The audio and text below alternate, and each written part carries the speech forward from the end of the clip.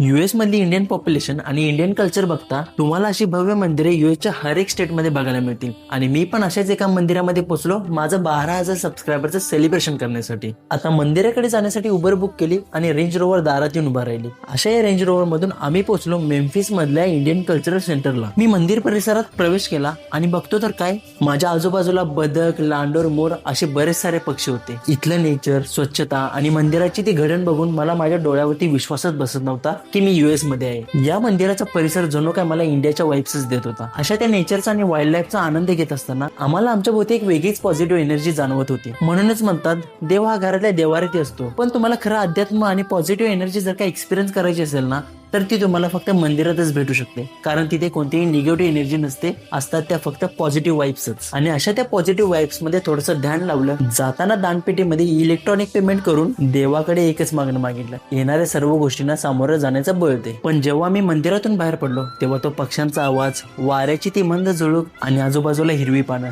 हे बघून मला क्षणभरही वाटत नव्हतं की मी युएस मध्ये आहे. पण आता वेळ होती आमच्या पुढच्या डेस्टिनेशन कडे जाण्याची. आणि त्या डेस्टिनेशन पर्यंत पोहोचताना आम्ही एक्सपिरियन्स केला टेस्लाचा सेल्फ ड्राईव्ह मोड. तो एक्सपिरियन्स आमचा भारीच होता. पण त्याच्यापेक्षाही भारी आम्हाला तेव्हा वाटलं जेव्हा आम्ही पोहोचलो शेल्बी फार्म पार्क मध्ये. तिथला तो नेचर, सनसेट व्ह्यू आणि आजूबाजूला अमेरिकन्स, असा तो अध्यात्माचा आणि नेचरचा एक्सपिरियन्स घेऊन आम्ही पोहोचलो घरी, डिनर केला आणि झोपलो. जय शिवराय.